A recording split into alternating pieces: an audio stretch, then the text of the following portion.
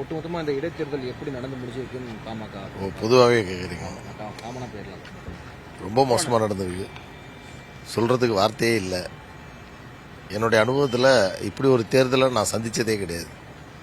மிகவும் தேர்தல் அதிகாரிகள் என்று இந்த தொகுதியில் இருப்பது போன்றத தோற்றமே இல்லை. எந்த புகார் மீதும் நடவடிக்கை இல்லை. திமுகவினர் கட்டவிழ்த்து விட்ட காளையை போன்று அவர்கள் இஷ்டம், அவர் என்ன நினைக்கிறார்களோ அத்தனையும் செய்வதற்கு தேர்தல் அதிகாரிகள் துணை போனார்கள். காவல்துறையினர் எந்த நடவடிக்கையும் மேற்கொள்ளவில்லை. இந்த இடைத்தேர்தல் என்பது மிக கவனமாக நடத்தப்பட வேண்டும். ஒவ்வொரு அரசியல் கட்சியினுடைய தொண்டர்கள் தமிழகம் முழுவதும் இருக்கக்கூடியவர்கள் வருகை தந்து தேர்தல் பரப்புரையை மேற்கொள்ளக்கூடிய காரணத்தினால் பல்வேறு முறைகேடுகள் நடப்பதற்கான வாய்ப்புகள் இருக்கிறது. அவற்றையெல்லாம் தடுத்து நிறுத்துவதற்கு ஆளும் கட்சியினருடைய அராஜகங்கள், அத்துமீறல்களை தடுத்து நிறுத்துவதற்குரிய மிக முக்கியமான பொறுப்பை காவல்துறையும் தேர்தல் ஆணையமும் இந்த தொகுதியில் துளியும் மேற்கொள்ளப்படவில்லை.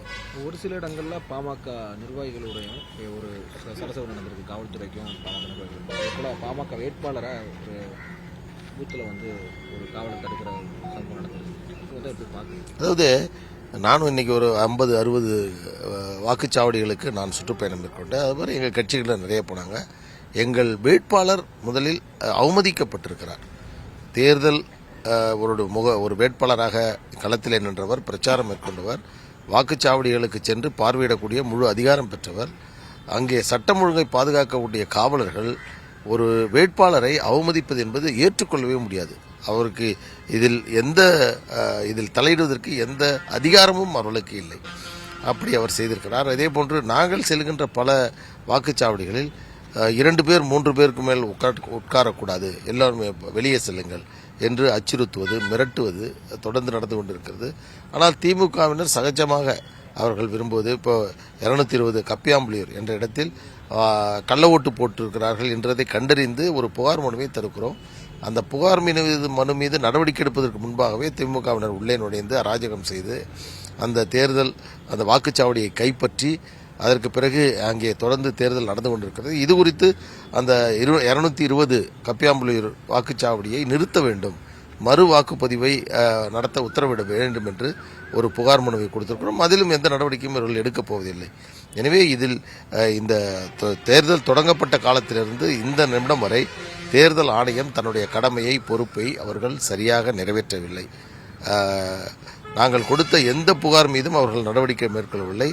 திமுகவினர் பண விநியோகம் செய்தது, முறைகேடாக தேர்தல் அலுவலகங்களை திறந்தது, வெளிநபர்களை கொண்டு வந்து இங்கே பரிசு பொருட்களை கொடுத்தது, 2 தவணைகள் பணம் விநியோகம் செய்தது, இப்படி அடுக்கடுக்காக பல்வேறு தவறுகளை, குற்றச்சாட்டுகளை அல்லது தேர்தல் விதிமீறல்களை திமுகவினர் செய்திருந்தும் கூட தேர்தல் ஆணையம் எந்த நடவடிக்கையும் மேற்கொள்ளவில்லை.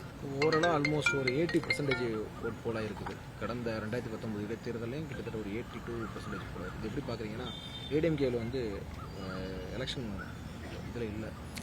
அப்படி இல்லை.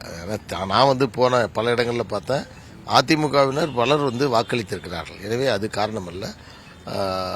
80% என்பது பொழுது வந்திருக்கிறது. ஆனால் முழுமையாக இந்த தொகுதி முழுவதும் எத்தனை சதவீதம் என்ற இன்னும் தகவல் முழுமையாக இன்னும் வரப்பெறவில்லை. வந்த பிறகு அது தொடர்பாக நம்ம